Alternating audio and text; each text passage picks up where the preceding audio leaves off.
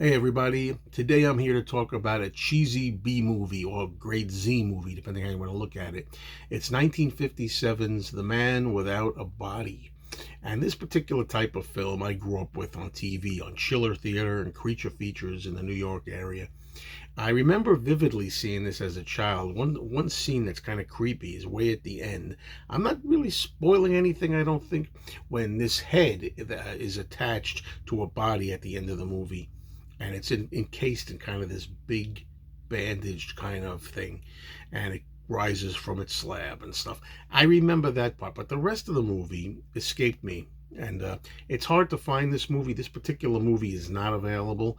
Can't get it on a legitimate DVD or a Blu-ray or anything like that, or let alone 4K. This is something you have to really search for, and this particular copy here is just something that's been taken either off television or YouTube or something, I don't know where.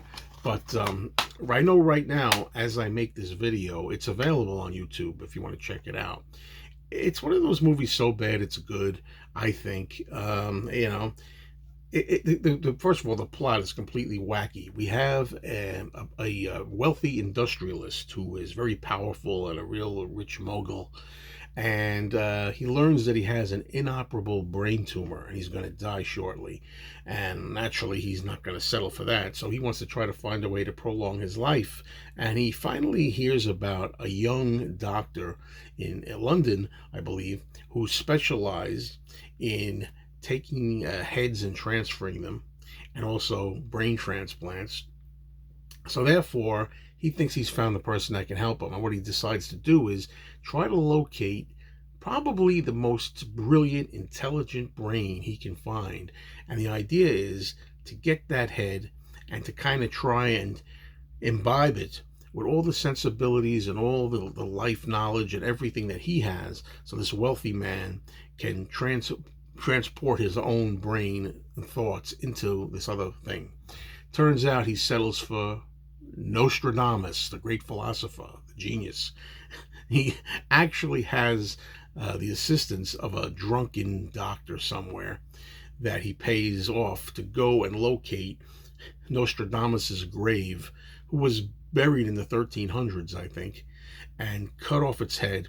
And after that, it's brought back to the laboratory of the younger doctor.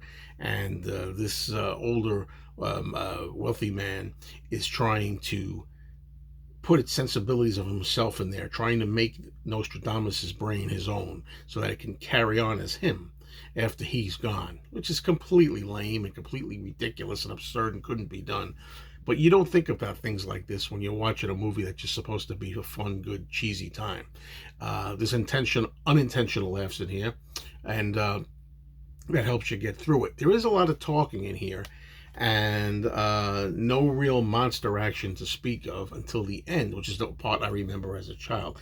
There's a kind of creepy moment, as I described earlier in here, but basically, you're basically dealing with a head on a table, communicating through most of the movie, and then at the end, this head is indeed transplanted onto somebody's body, and it gets up and walks around demented for a little while at the end of the film, which is not really all that much, but still a little creepy if you like this sort of thing, and eerie, as I say.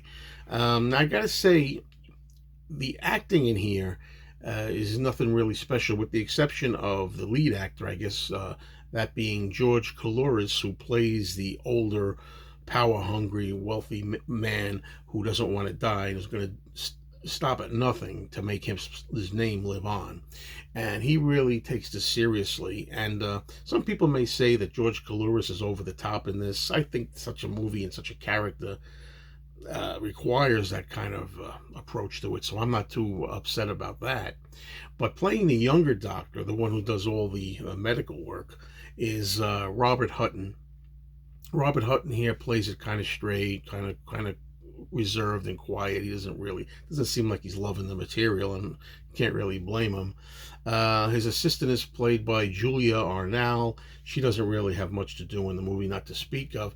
And there's a character played by, I don't know how to say the name, I'm going to try, Naja Regin, who is the foreign speaking kind of mistress, or I'm never sure if it's the mistress or the girlfriend or the wife of the lead character who's wealthy. And of course, she's just sticking with him for his money and is trying to screw around with anybody on the side that she can. So it's that kind of a story.